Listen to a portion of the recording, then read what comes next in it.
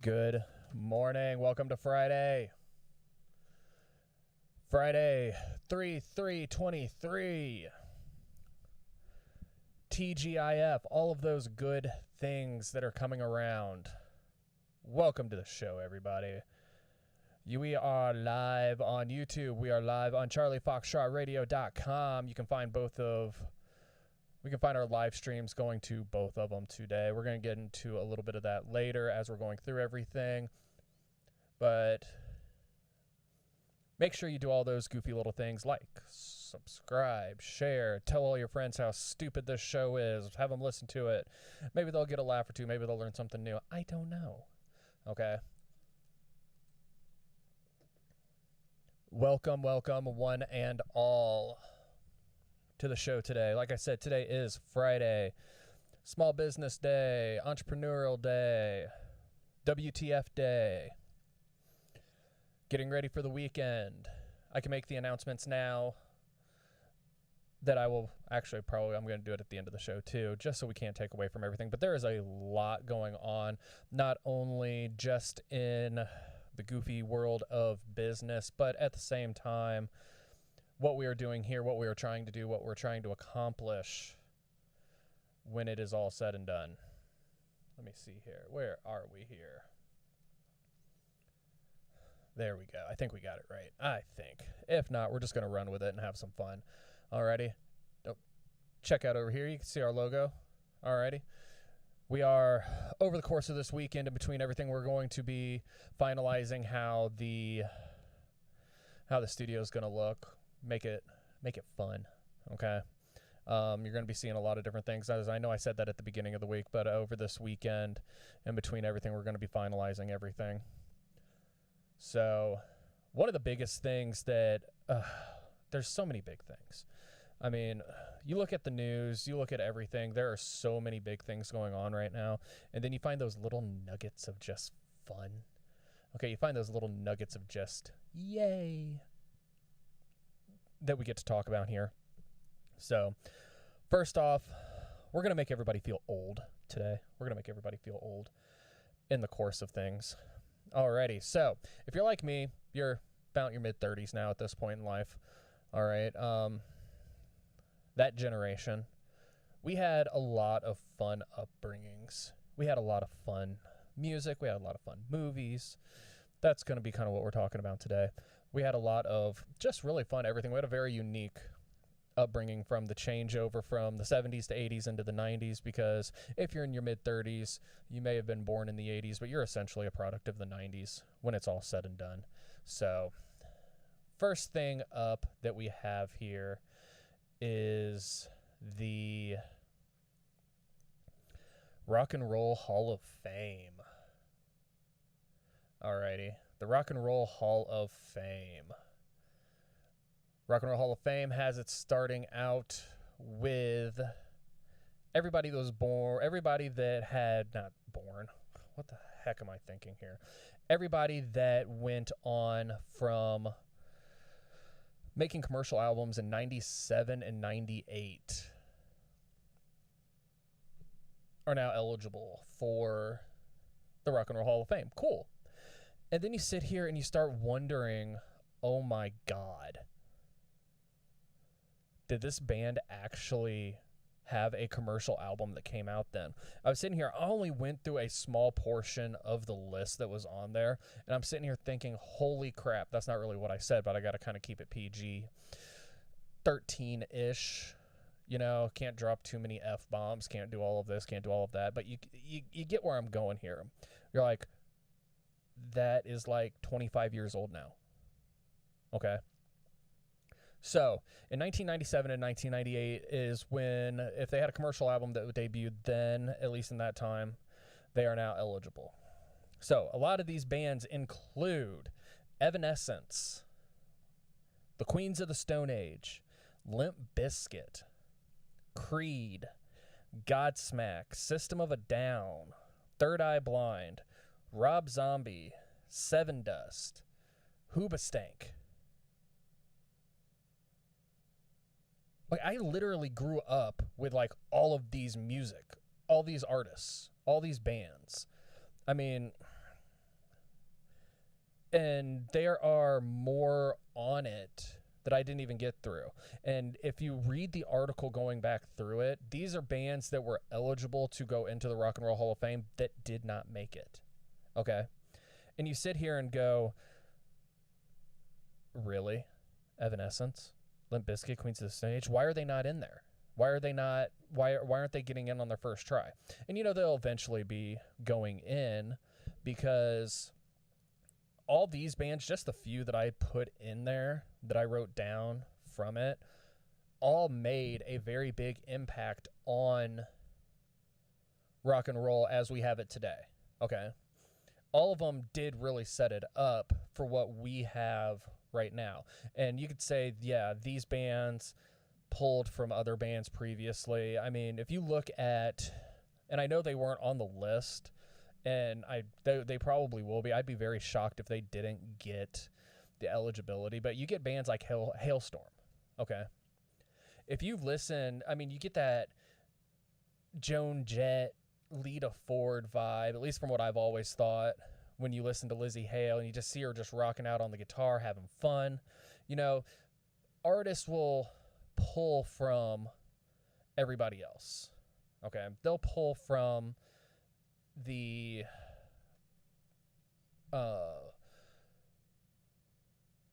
this is one of those things, I keep losing my words all the time. It's freaking hysterical. They'll pull from the eras before them, to sample and then start building their own names off of, because they know that made music, that made money, okay? And you get into these, and you see people like Hailstorm that are going to be in. Godsmack created their own thing, in my opinion, and they should be a shoo-in when the time comes for them to be able to go in. Whether it would have been this year, whether it's next year, the year after, when they stop. I have a feeling a lot of these bands, when they finally stop touring, they're going to go straight in. Okay. And like I said, these are just some of them. But I mean, 97, 98, I was maybe 9 years old at the time. Okay. But when you see bands that are on this list, it's like, holy crap, I grew up listening to them. And this makes me feel old. I can only imagine, our parents that were raising us in the 90s, they're like, oh crap, I feel ancient then. So, but then again, though, too, when you look at it, is they made a mention in this article that they had commercial albums released in 97 and 98. A lot of bands didn't become real popular probably until a few years after, like when their second album comes out. Or they released an EP and then they're releasing a full-length album, which the EPs are eligible for commercial success. Okay. Even if they released an EP, an LP, a full album, doesn't matter what it is, they were able to pretty much get it in. Okay. They get in their eligibility. So, and you sit here and you think, like, over the last handful of years, I've heard a lot of people like talk smack because, you had like Tupac be able to get in, The way that I look at the Hall of Fame now is people who made an impact. Okay. People who made an impact in the music industry itself. Because rock and roll, they could start off with rock and roll and then move over to country, like Kid Rock did there for a while. He went over there. I just lost the guy's name. He was the lead singer of Hootie and the Blowfish, making that kind of like a... I don't even know what to describe Hootie and the Blowfish. I'll have to ask my mother. Mom, if you're watching this, what the hell is Hootie and the Blowfish categorized as? Okay, so...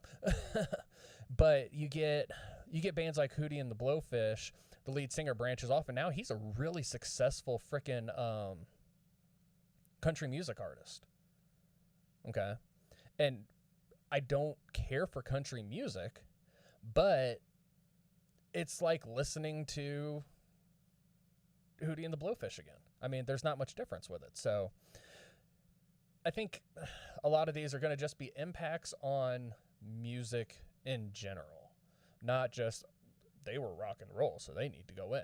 People who made impacts. And I think a lot of these bands that are on here definitely did make an impact with it at one point in time or another throughout their careers. Some may have been right out the gate. Some may be, down the line. Okay.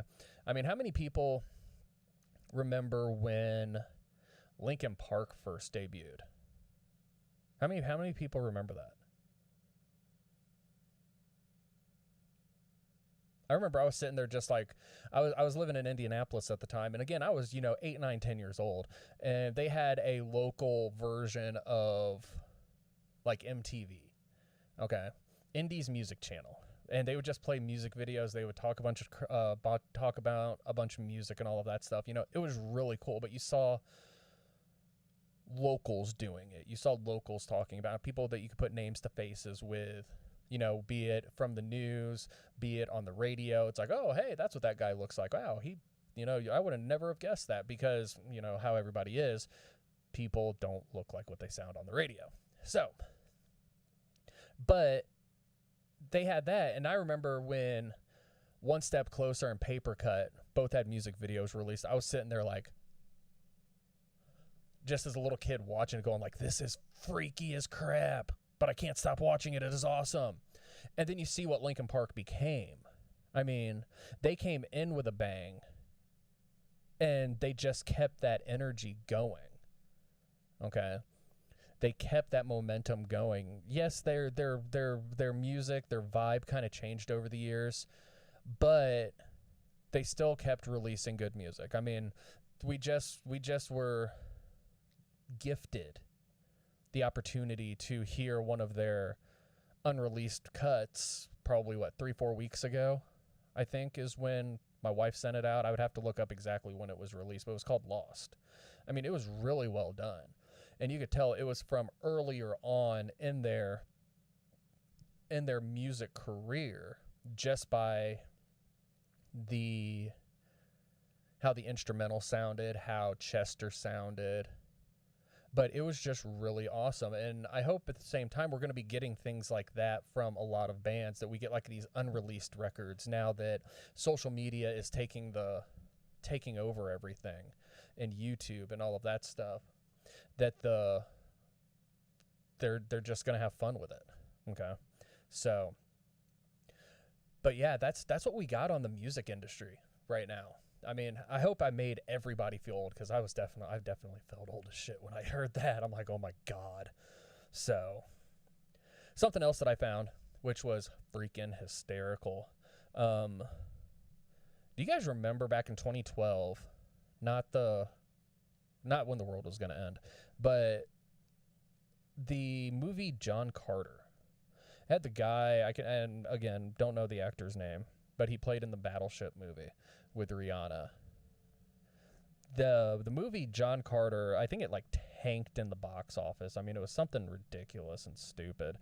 But reading into how the movie was, it currently holds the record for the longest time spent in what they call development hell. Okay. Some of you thinking like, what is development hell, Charlie? What is that? Well, I'm going to tell you. Okay. The pre-production for John Carter, and I have my notes, that's why I keep looking down.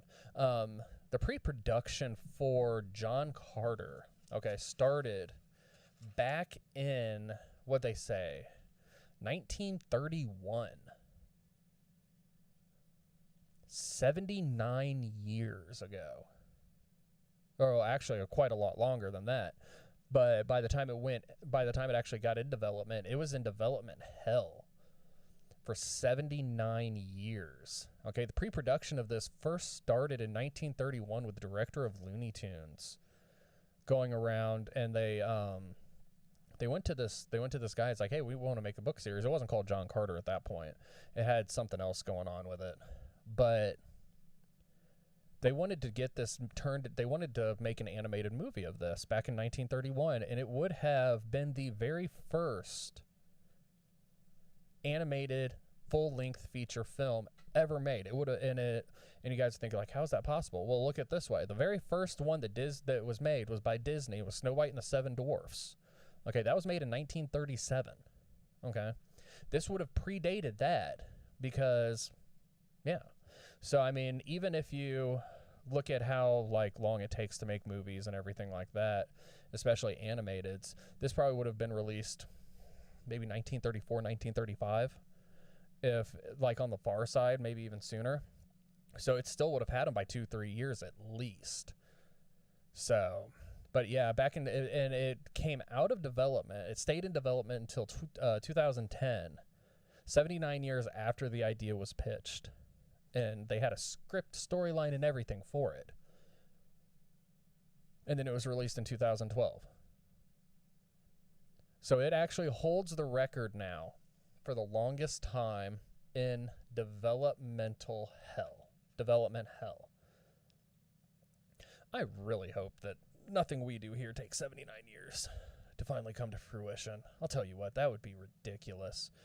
But I wonder how many other films, I wonder how many other storylines, scripts, concepts, anything of that matter stays in for that long of a period. I mean, there's a show right now on Netflix. It's like The Movies That Made Us. Really good, actually. Waiting to watch the next episode because they do Nightmare Before Christmas about halfway through the first season. I'm going to watch that with the lovely missus later. But you see all of these stories from like the 70s and 80s, the scripts, the movies, like Halloween, the Nightmare on Elm Street, you know, I think at one point in time they're going to do Jaws in it, you know. But they like, oh, we're going to pump out these scripts like real quick and all of that. Coming to America with Eddie Murphy and what was his name? Bunch of the SNL guys. Okay. Eddie Murphy, you know, they put the Coming to America script together in 5 weeks. They had the idea for the movie. He pitched out. And they're like, yeah, let's do it. He's like, all right, you two make this. You two make the script. We're going to get it going. 5 weeks later, they had a script.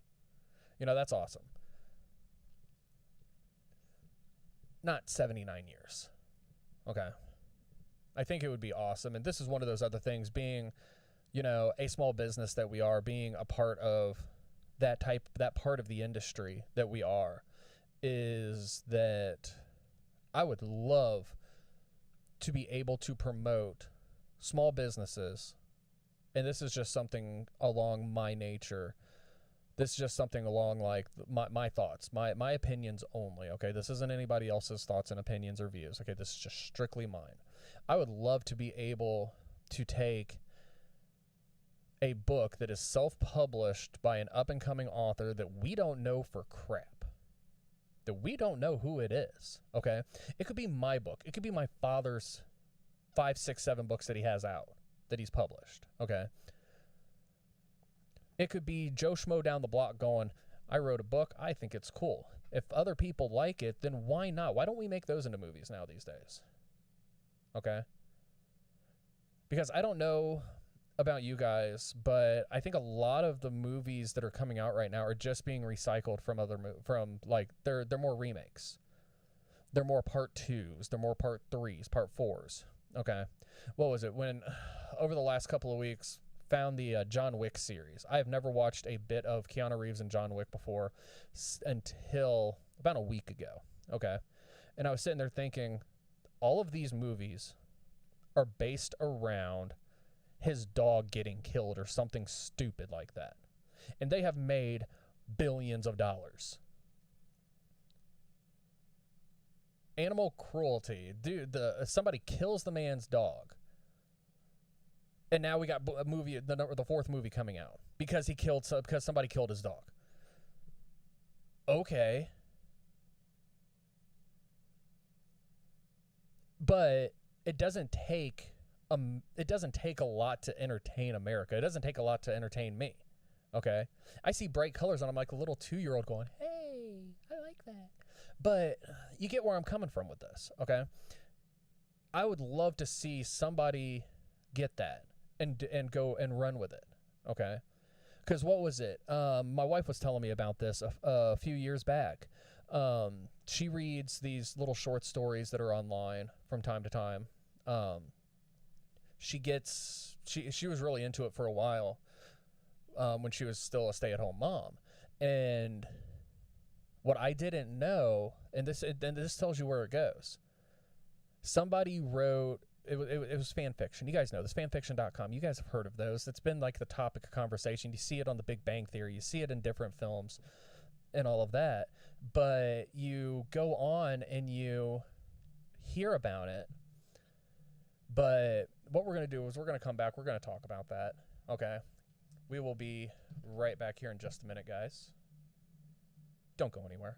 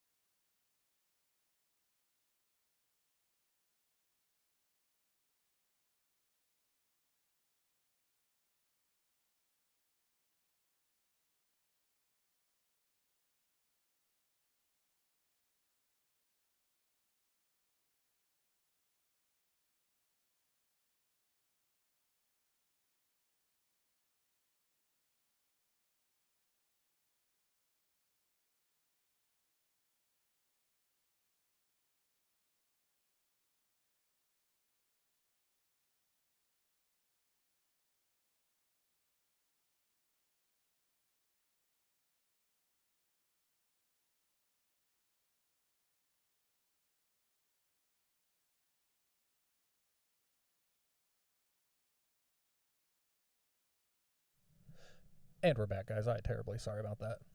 Okay. But this whole thing with fan fiction is that it's like the lady who wrote 50 Shades of Grey, it was just a spin-off goofy story for Twilight. You know? How does that play? You can make little stories and still turn them into something bigger. So, again, that is just my opinion when it's all said and done. That's just the way that it is. Okay? So, yeah, and that's kind of really where I stand with it. Okay? So, moving right along, we are just having some fun today. Okay? I want to give you guys, because today is Small Business Day. Okay? I'm going to stand up here real quick.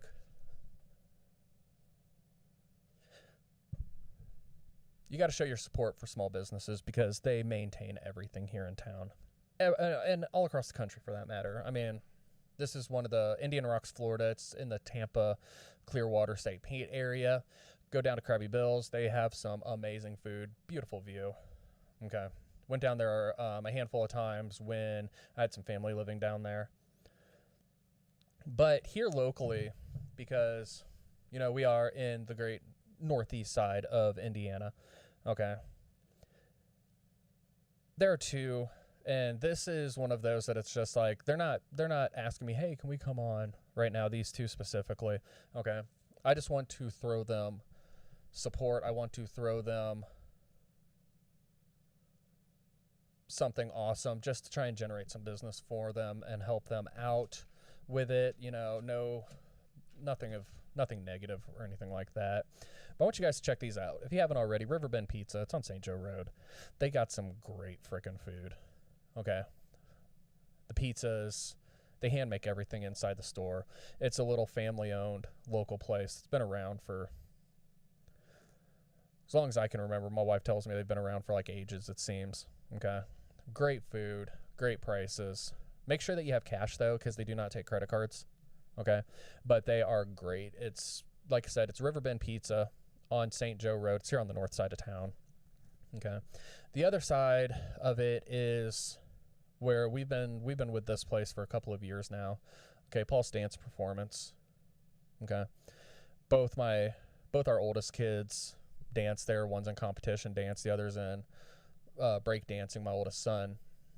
It is just one of those things that